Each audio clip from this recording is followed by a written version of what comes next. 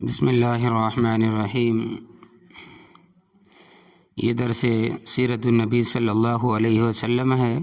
اس سے پہلے کے درس میں آپ نے نبی کریم صلی اللہ علیہ وسلم کے ولادت باسعادت حضرت حلیمہ سعدیہ رضی اللہ تعالیٰ عنہ کے گھر دودھ پینے کا واقعہ، شق صدر کا واقعہ اور ان کی والدہ کے انتقال کا واقعہ، حضرت عبد المطلب نے ان کی کفالت کی، ان کے جانے کے بعد میں حضرت ان کے جو چچا تھے ابو طالب، ان کی کفالت کا واقعہ۔ اب یہاں سے جو واقعہ شروع ہوتا ہے وہ حرب الفجار۔ عرب میں عرصہ سے لڑائیوں کا سلسلہ جاری تھا۔ واقعہ فیل کے بعد جو مشہور معرکہ پیش آیا وہ معرکہ حرب الفجار کے نام سے مشہور ہے۔ یہ معرکہ قریش اور قبیلہ قیس کے درمیان پیش آیا۔ اول قریش پر غالب آئے، بعد میں قریش قیس پر غالب آئے۔ بالآخر صلح پر جنگ کا خاتمہ ہوا۔ بعض دنوں میں نبی کریم صلی اللہ علیہ وسلم بھی اس لڑائی میں اپنے بعض چاچاؤں کے اصرار سے شریک ہوئے مگر قتال نہیں فرمایا۔ اس معرکے میں نبی کریم صلی اللہ علیہ وسلم نے اپنے چچاؤں کے ساتھ ہو کر جنگ نہیں کی، حالانکہ آپ لڑائی کی عمر کو پہنچ چکے تھے۔ اپنے چچاؤں کو صرف تیر اٹھا کر دیا کرتے تھے۔ جنگ اس لیے نہیں کی کہ یہ جنگ حرب فجار تھی، یعنی ان مہینوں میں پیش آئی تھی۔ وہ جو جنگ تھی ان مہینوں میں پیش آئی تھی جن میں جنگ کرنا فسق اور فجور اور ناجائز اور حرام تھا۔ اسی وجہ سے اس لڑائی کو حرب فجار کہا جاتا ہے۔ علاوہ ازیں سب کے سب کافر تھے۔ مومن قتل و قتال اور جنگ و جدال کا حکم فقط اس لیے دیا گیا کہ اللہ کا کلمہ بلند ہو اور اسی کا بول بالا ہو۔ ابن حشام فرماتے ہیں کہ اس وقت آپ صلی اللہ علیہ وسلم کی عمر مبارک 14 سال یا 15 سال کی تھی، اور محمد بن اسحاق کہتے ہیں کہ اس وقت آپ صلی اللہ علیہ وسلم کی عمر شریف 20 سال کی تھی۔ حلف الفضول میں آپ کی شرکت۔ لڑائی کا سلسلہ تو عرب میں مدت سے جاری تھا، مگر کہاں تک؟ حرب فجار کے بعد بعض طبیعتوں میں یہ خیال پیدا ہوا کہ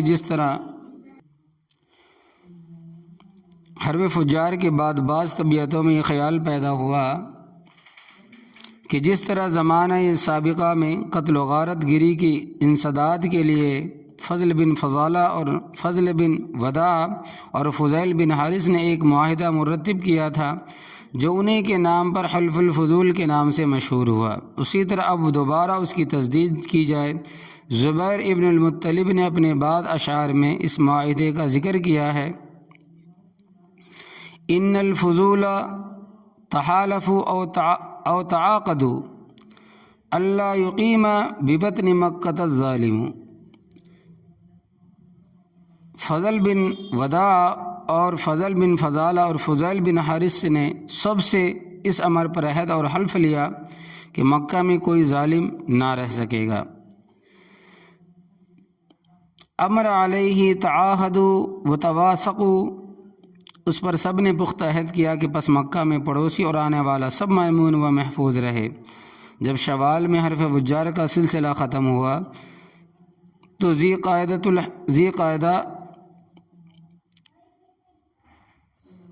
قعدۃ الحرام میں حلف الفضول کی سلسلہ چلنی شروع ہوئی، اور سب سے پہلے زبیر ابن المطلب اس معاہدے میں حلف کے محرک ہوئے، اور بنو ہاشم اور بنو تمیم عبداللہ ابن جدعان کے مکان پر جمع ہوئے۔ عبداللہ ابن جدعان نے سب کے لیے کھانا تیار کرایا۔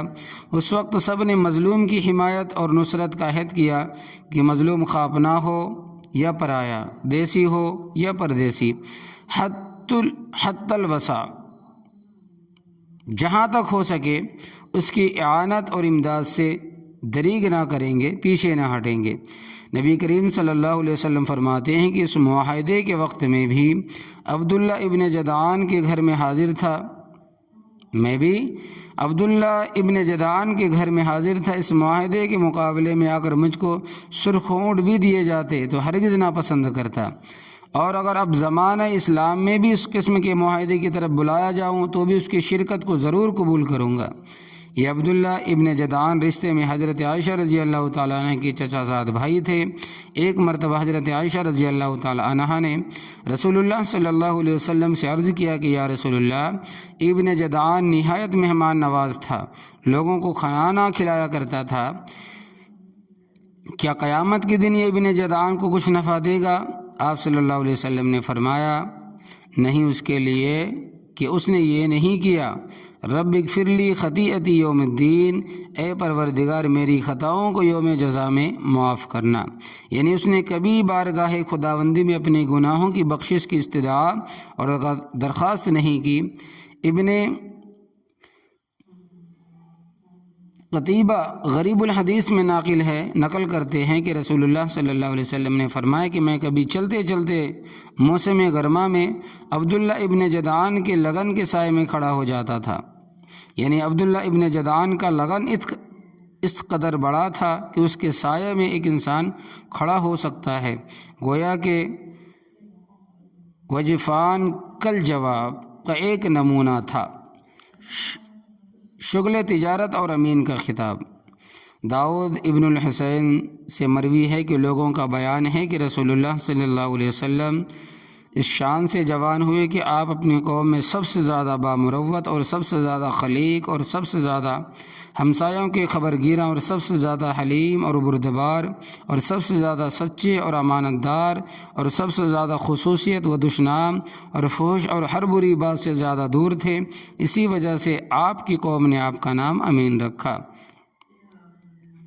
عبداللہ ابن سے مروی ہے کہ میں نے بعثت سے پہلے ایک بار نبی کریم صلی اللہ علیہ وسلم سے ایک معاملہ کیا، میرے ذمہ کچھ دینا باقی تھا، میں نے آپ سے عرض کیا کہ میں ابھی لے کر آتا ہوں، اتفاق سے گھر جانے کے بعد اپنا وعدہ بھول گیا، 3 روز کے بعد یاد آیا کہ میں آپ سے واپسی کا وعدہ کر کے آیا تھا، یاد آتے ہی فوراً وعدہ گاہ پر پہنچا، آپ کو اسی مقام پر منتظر پایا، آپ نے صرف اتنا فرمایا کہ تم نے مجھ کو زحمت دی، میں 3 روز سے اسی جگہ تمہارا انتظار کر رہا ہوں۔ اب دیکھیں، یہ تھے نبی کریم صلی اللہ علیہ وسلم، جس وقت یہ جوان تھے، ابھی نبوت نہیں ملی تھی۔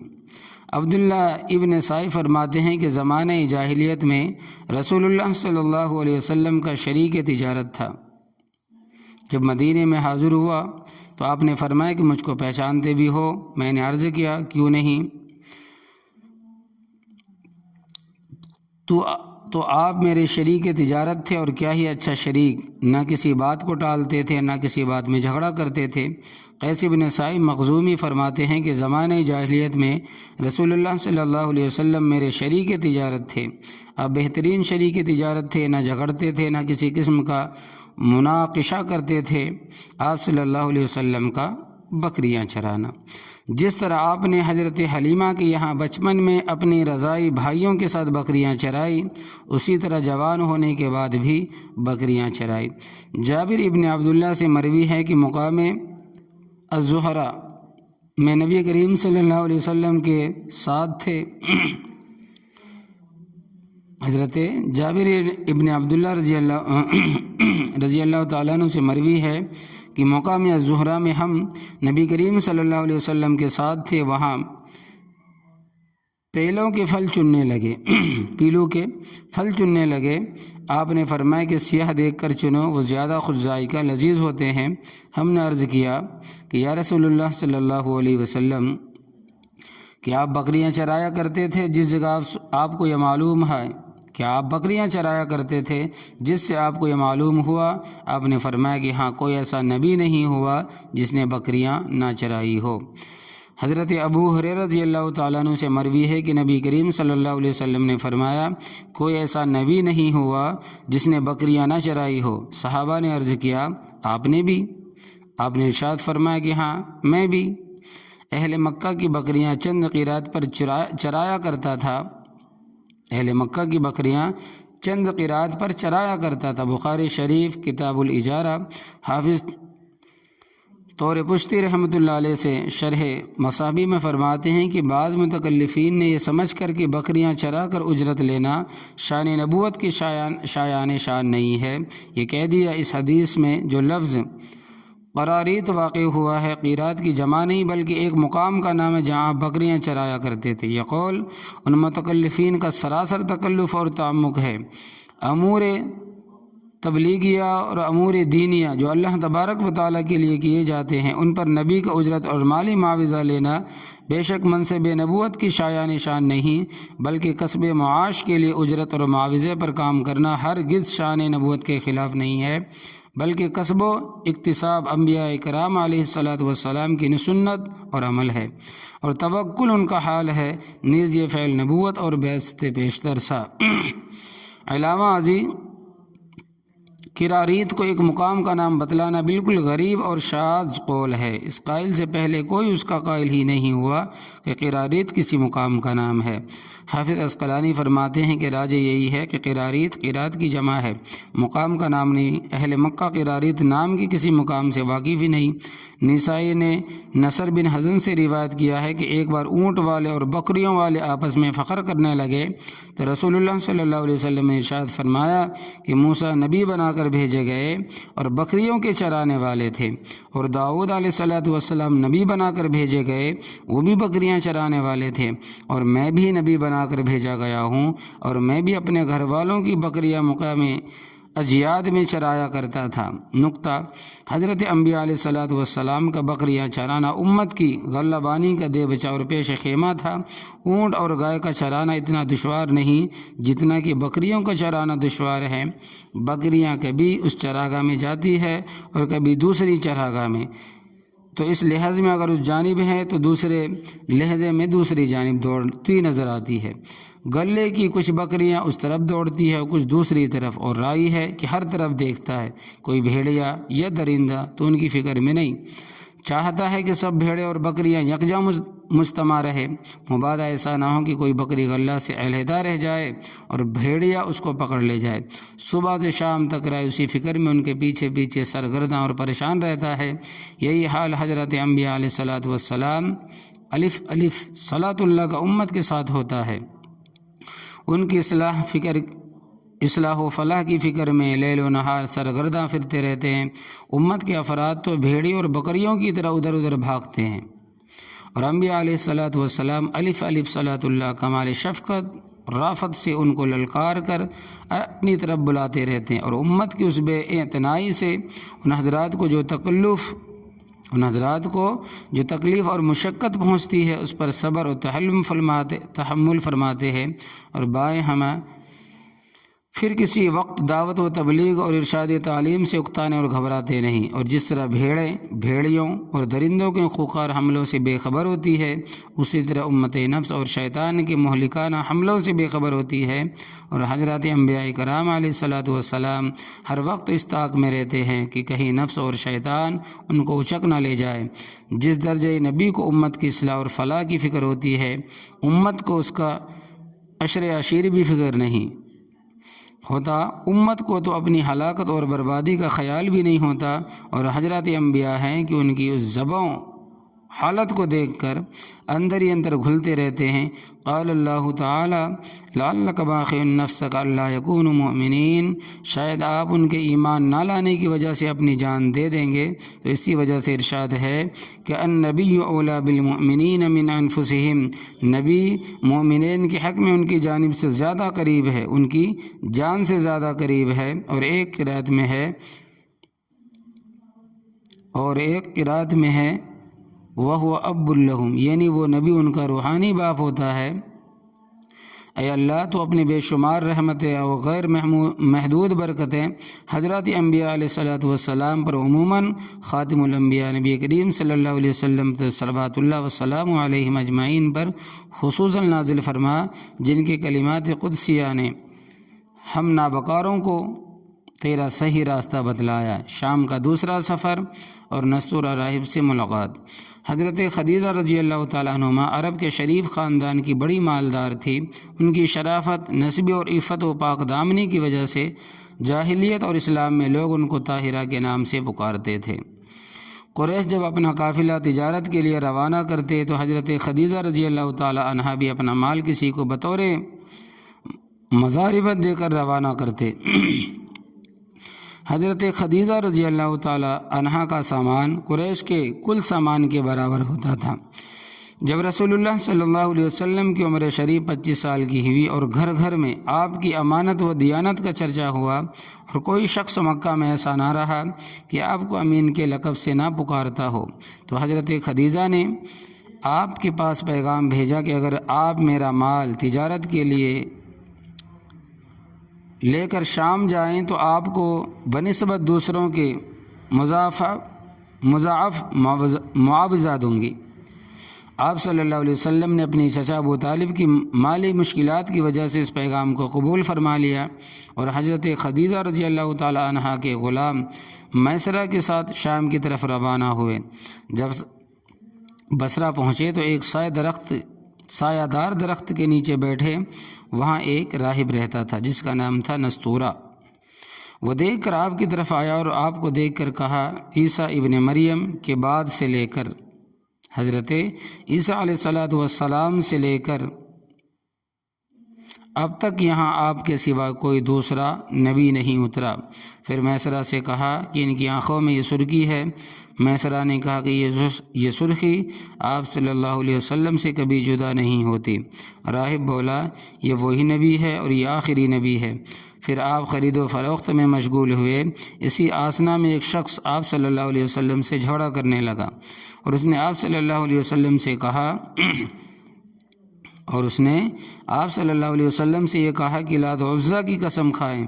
آپ صلی اللہ علیہ وسلم نے فرمایا کہ میں نے کبھی لات و عزیٰ کی قسم نہیں کھائی، اور اتفاقاً جب کبھی میرا لات اور عزیٰ پر گزر بھی ہوتا ہے اور میرا گزر کبھی لات اور عزیٰ پر بھی ہوتا ہے تو میں اعراض اور کنارہ کشی کے ساتھ وہاں سے گزر جاتا ہوں۔ یہ سن کر اس شخص نے کہا کہ بے شک بات تو آپ ہی کی ہے، یعنی صادق اور سچے ہیں۔ اور پھر اس شخص نے کہا، واللہ یہ شخص ہے جس کی شان اور صفت کو ہمارے علماء اپنی کتابوں میں لکھا ہوا پاتے ہیں۔ میسرہ کا یہ بیان ہے کہ جب وہ دوپہر ہوتا اور گرمی کی شدت ہوتی تو میں 2 فرشتوں کو دیکھتا۔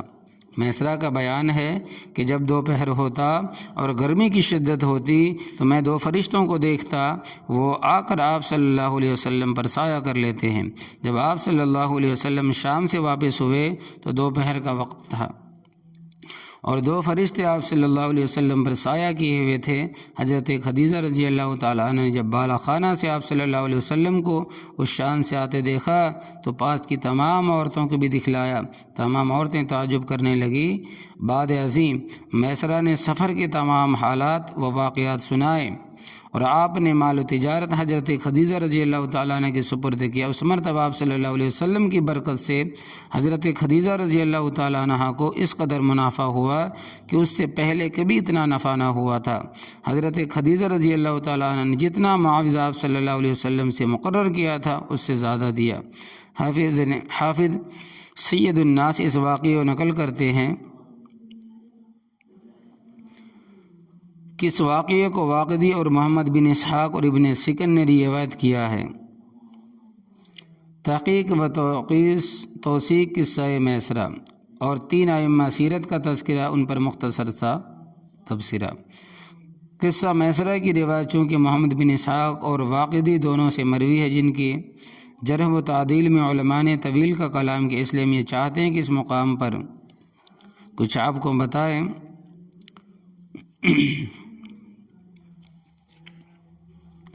فرماتے ہیں کہ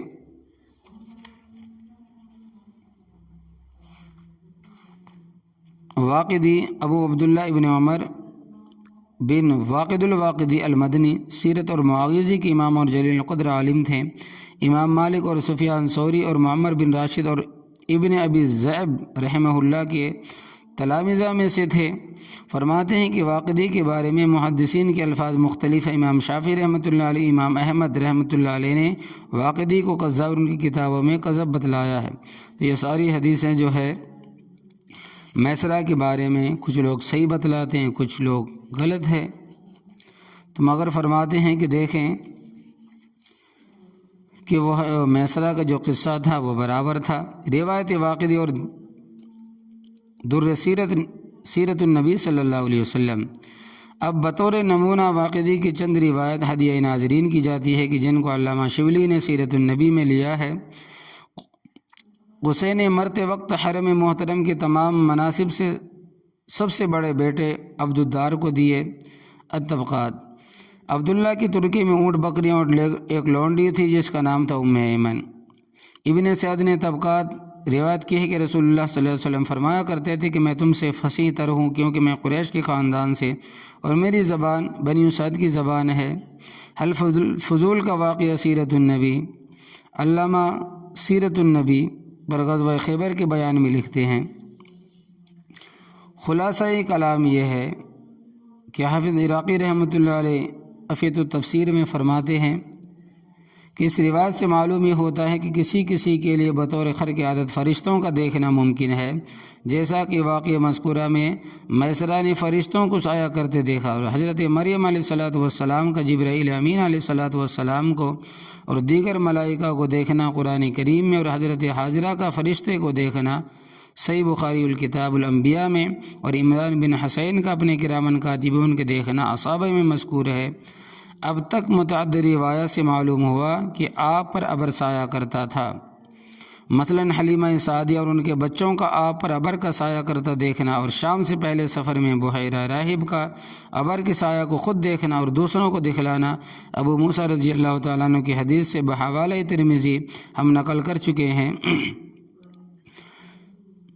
شرح قصیدہ حمزیہ میں فرماتے ہیں کہ ترمذی کی روایت اس بارے میں سب سے زیادہ واضح صحیح ہے کہ جیسے کہ عز بن جماعہ فرماتے ہیں کہ جو شخص یہ کہے کہ آپ صلی اللہ علیہ وسلم پر ابر کے سایہ کرنے کی حدیث محدثین کے نزدیک صحیح نہیں تو اس کا یہ قول لغو اور باطل ہے۔ ہاں یہ صحیح ہے جیسا کہ حافظ سخاوی سے منقول ہے کہ ابر کا سایہ کرنا ہمیشہ نہ تھا، جیسا کہ حدیث میں ہے کہ سفر ہجرت میں جب آپ صلی اللہ علیہ وسلم پر دھوپ پڑنے لگی تو حضرت ابوبکر رضی اللہ تعالیٰ عنہ نے اپنی چادر سے آپ صلی اللہ علیہ وسلم پر سایہ کیا، اور لہٰذا غزوہ جورانہ میں آپ پر کپڑے کا سایہ کیا گیا۔ صحابہ رضی اللہ عنہم اجمعین فرماتے ہیں کہ جب ہم کسی سایہ دار درخت پر گزرتے تو اس کو آپ کے لیے چھوڑ دیتے۔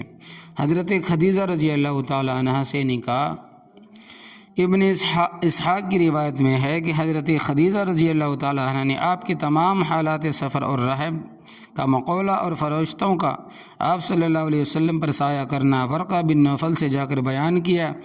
ورقہ نے کہا کہ خدیجہ اگر یہ واقعات سچے ہے تو پھر یقیناً محمد صلی اللہ علیہ وسلم اس امت کے نبی ہے، اور میں خوب جانتا ہوں کہ امت میں ایک نبی ہونے والے ہیں جن کا ہم کو انتظار ہے، ان کا زمانہ قریب آ گیا ہے۔ تو ان واقعات کو سن کر حضرت خدیجہ رضی اللہ تعالیٰ عنہ کے دل میں آپ سے نکاح کا شوق پیدا ہوا، چنانچہ سفر شام سے واپسی کے 2 مہینے اور 25 روز کے بعد خود حضرت خدیجہ رضی اللہ تعالیٰ عنہ نے آپ سے نکاح کا پیام دیا۔ آپ نے اپنے چچا کے مشورے سے ان کو قبول فرما لیا۔ تاریخ معین پر آپ صلی اللہ علیہ وسلم اپنے چچا ابو طالب اور حضرت حمزہ اور دیگر رؤسائے خاندان کی معیت میں حضرت خدیجہ رضی اللہ تعالیٰ عنہ کے یہاں تشریف لائے۔ مبرز سے منقول ہے کہ حضرت خدیجہ رضی اللہ تعالیٰ عنہ کے والد کا تو حرب فجار سے پہلے انتقال ہو چکا تھا۔ نکاح کے وقت حضرت خدیجہ رضی اللہ تعالیٰ عنہ کے چچا عمر بن اسد موجود تھے۔ کسی کا قول ہے کہ نکاح کے وقت حضرت خدیجہ رضی اللہ تعالیٰ عنہ کے والد خویلد بھی موجود تھے۔ علامہ سہیلی فرماتے ہیں کہ مبرد ہی کا قول صحیح ہے، اور یہی جبیر بن مطعم اور ابن عباس رضی اللہ تعالیٰ عنہم اور عائشہ رضی اللہ تعالیٰ عنہا سے منقول ہے۔ ابو طالب نے خود نکاح پڑھایا جس کے الفاظ یہ ہے کہ اما بعد محمد وہ ہے قریش میں کا جو جوان بھی شرف اور فعت اور فضیلت اور عقل میں آپ کے ساتھ تولا جائے تو آپ صلی اللہ علیہ وسلم ہی بھاری رہیں گے۔ مال میں اگرچہ آپ کم ہے لیکن مال ایک زائل ہونے والا سایہ ہے، اور ایک عارید ہے جو واپس کی جانے والی ہے۔ یہ خدیجہ رضی اللہ تعالیٰ عنہ بنت خویلد کے نکاح طرف مائل ہے، اور اسی طرح خدیجہ رضی اللہ تعالیٰ عنہ آپ سے نکاح کی طرف مائل ہے۔ نکاح کے وقت آپ کی عمر شریف 25 سال اور حضرت خدیجہ رضی اللہ تعالیٰ عنہ کی عمر شریف 40 سال کی تھی۔ 20 اونٹ مہر مقرر ہوا۔ سیرت ابن ہشام حافظ ابو بشیر دولابی فرماتے ہیں کہ مہر کی مقدار 12.5 اوقیہ تھی، ایک اوقیہ 40 درہم کا ہوتا ہے، لہذا کل مہر 500 درہم شرعی ہوا۔ آپ صلی اللہ علیہ وسلم کا یہ پہلا نکاح تھا اور حضرت خدیجہ رضی اللہ تعالیٰ عنہ کا تیسرا۔ مفصل حالات انشاءاللہ تبارک و تعالی العزیز ازواج مطہرات کے بیان میں ذکر کریں گے۔ تعمیر کعبہ اور آپ صلی اللہ علیہ وسلم کی تحکیم۔ ابتدائی عالم سے اس وقت تک خانہ کعبہ کی تعمیر 5 مرتبہ ہوئی۔ ابتدائی عالم سے اس وقت تک خانہ کعبہ کی تعمیر 5 مرتبہ ہوئی۔ اول بار حضرت آدم علیہ السلام نے اس کی تعمیر فرمائی۔ دلائل بہقی میں عبداللہ ابن عاص رضی اللہ تعالیٰ عنہ سے مروی ہے، رسول اللہ صلی اللہ علیہ وسلم نے فرمایا کہ حق تعالیٰ شانہ نے حضرت جبرائیل علیہ السلام کو حضرت آدم علیہ السلام کے پاس تعمیر بیت اللہ کا حکم دے کر بھیجا۔ جب آدم علیہ السلام اس کی تعمیر سے فارغ ہو چکے تو حکم ہوا کہ اس گھر کا طواف کرو، اور ارشاد ہوا کہ تم پہلے انسان ہو اور یہ پہلا گھر ہے جو لوگوں کی عبادت کے لیے بنایا گیا ہے۔ کتاب الانبیاء باب قول اللہ تعالی واتخذ اللہ ابراہیم خلیلا۔ جب حضرت نوح علیہ السلام کے زمانے میں طوفان آیا تو بیت اللہ کا نام و نشان باقی نہ رہا۔ حضرت ابراہیم علیہ السلام کو بیت اللہ کی دوبارہ تعمیر کا حکم ہوا کیونکہ بنیادوں کی نشان باقی بھی نہ رہے۔ حضرت جبرائیل علیہ السلام نے آ کر بنیادوں کے نشان بتلائے تو حضرت خلیل اللہ نے حضرت ذبیح اللہ علیہ الف صلاۃ اللہ کی اعانت و امداد سے تعمیر شروع کی۔ مفصل قصہ کلام اللہ میں مذکور ہے۔ زیادہ تفصیل کا اگر درکار ہے تو فتح الباری کتاب الانبیاء باب قال اللہ تعالی واتخذ اللہ ابراہیم خلیلا اور تفسیر ابن کثیر اور تفسیر ابن جریر کی مراجعت پڑھیں۔ تیسری بار بعثت نبی سے 5 سال قبل جب آپ صلی اللہ علیہ وسلم کی عمر شریف 35 سال کی تھی، قریش نے خانہ کعبہ کی تعمیر کی۔ بنا ابراہیمی میں خانہ کعبہ میں غیر مسقف تھا، دیواروں کی بلندی کچھ زیادہ نہ تھی، قد آدم سے کچھ زائد 9 ہاتھ مقدار میں تھی۔ مرور زمانے کی وجہ سے بہت بوسیدہ ہو چکا تھا، نشیب میں ہونے کی وجہ سے بارش کا تمام پانی اندر آ جاتا تھا، اس لیے قریش کو اس کی تعمیر کا اثر نو خیال پیدا ہوا۔ جب تمام رؤسائے قریش اس پر متفق ہو گئے کہ بیت اللہ کو منہدم کر کے اثر نو بنایا جائے تو ابو وہب بن عمر مخزومی رسول اللہ صلی اللہ علیہ وسلم کے والد ماجد کے ماموں کھڑے ہوئے اور قریش سے مخاطب ہو کر یہ کہا کہ دیکھو، بیت اللہ کی تعمیر میں کچھ بھی خرچ کیا جائے وہ کسب حلال ہو اور زنا اور چوری وغیرہ سود وغیرہ کا کوئی روپیہ اس میں شامل نہ ہو، صرف حلال مال اس کی تعمیر میں لگایا جائے۔ اللہ تبارک و تعالیٰ پاک ہے اور پاک ہی کو پسند کرتا ہے، اس کے گھر میں پاک ہی پیسہ لگاؤ، اور اس خیال سے کہ تعمیر بیت اللہ کے شرف سے کوئی محروم نہ رہ جائے، اس لیے تعمیر بیت اللہ کو مختلف قبائل پر تقسیم کر دیا گیا۔ فلاں قبیلہ بیت اللہ کا فلاں حصہ تعمیر کرے اور فلاں قبیلہ فلاں حصہ تعمیر کرے۔ دروازے کی جانب بنی عبد مناف اور نبی زہرہ کے حصے میں آئی، اور حجر اسود اور رکن یمانی کا درمیانی حصہ بنی مخزوم اور دیگر قبائل قریش کے حصے میں آیا۔ بیت اللہ کی پشت بنی جماح اور بنی سہم کے حصے میں آئی، اور حتیم بنی عبد الدار ابن قصی اور ابن اسد اور بنی عدی کے حصے میں آیا۔ اسی آسنا میں قریش کو یہ خبر لگی کہ تجارتی جہاز جدہ کی بندرگاہ سے ٹکرا کر ٹوٹ گیا ہے۔ ولید ابن مغیرہ سنتے ہی جدہ پہنچا اور اس کے تختے خانہ کعبہ کی چھت کے لیے حاصل کر لیے، تو اس جہاز میں ایک آدمی رومی معمار بھی تھا جس کا نام باقوم تھا۔ ولید نے تعمیر بیت اللہ کے لیے اس کو بھی ساتھ لے لیا۔ قال الحافظ فی الاصابہ، ان مراحل کے بعد جب قدیم عمارت کی منہدم کرنے کا وقت آیا تو کسی کی ہمت نہ ہوتی تھی کہ وہ بیت اللہ کے ڈھانے کے لیے کھڑا ہو۔ بالآخر ولید ابن مغیرہ فاوڑا لے کر کھڑا ہوا اور یہ کہا، اللہم لا نرید الخیر، اے اللہ ہم صرف خیر و بھلائی کی نیت رکھتے ہیں، معاذ اللہ ہماری نیت بری نہیں۔ اور یہ کہہ کر حجر اسود اور رکن یمانی کی طرف سے ڈھانا شروع کیا۔ اہل مکہ نے کہا کہ رات انتظار کرو، اہل مکہ نے کہا کہ رات بھر انتظار کرو، رات ہونے میں انتظار کرو کہ ولید پر کوئی آسمانی بلا تو نازل نہیں ہوتی۔ اگر اس پر کوئی بلائے آسمانی آفت ناگہانی نازل نہ ہوئی تو ہم بیت اللہ کو پھر اصلی حالت پر بنا دیں گے، ورنہ ہم بھی ولید کی معین و مددگار ہوں گے۔ صبح ہوئی کہ ولید صحیح سالم پھر فاولہ لے کر حرم محترم میں آ پہنچا۔ لوگوں نے سمجھ لیا کہ ہمارے اس فعل سے اللہ تبارک و تعالی راضی ہے، اور سب کی ہمتیں بڑھ گئیں، اور سب نے مل کر دل و جان سے اس کام میں شریک ہو گئے، اور یہاں تک کھودا کہ حضرت ابراہیم علیہ السلام کی بنیادیں نمودار ہو گئی۔ ایک قریشی نے جب بنیاد ابراہیم پر فاولہ چلایا تو دفعتاً تمام مکے میں ایک سخت دھماکہ ظاہر ہوا، جس کی وجہ سے آگے کھودنے سے رک گئے اور انہی بنیادوں پر تعمیر شروع کر دی۔ تقسیم سابق کے مطابق ہر قبیلے نے علیحدہ پتھر جمع کر کے تعمیر شروع کی۔ جب تعمیر مکمل ہو گئی اور حجر اسود کو اپنی جگہ پر رکھنے کا وقت آیا تو سخت اختلاف ہوا، تلواریں کھینچی گئی اور لوگ جنگ و جدال، قتل و قتال پر آمادہ ہو گئے۔ جب 4-5 روز اسی طرح گزر گئے اور کوئی بات طے نہ ہوئی تو ابو امیہ ابن مغیرہ مخزومی نے، جو قریش میں سب سے بڑا زیادہ معمار و سن رسیدہ تھا، معمر، یہ رائے دی کہ کل صبح جو شخص سب سے پہلے مسجد حرام کے دروازے سے داخل ہو کر اسی کو اپنا حکم بنا کر فیصلہ کروا لو۔ سب نے اس رائے کو پسند کیا۔ صبح ہوئی اور تمام لوگ حرم میں پہنچے، لیکن اس سے پہلے ہوتا یہ ہے کہ اتنے جنگ و قتال پہ اتر آئے تھے کہ ایک کٹو میں خون رکھ کر سب نے قسم لیا کہ معاذ اللہ، اگر وہ آگے بڑھے تو میں اس کا خون کر دوں گا، یہ اگر آگے بڑھے تو میں خون کر دوں گا۔ سب قتل و قتال پر راضی تھے۔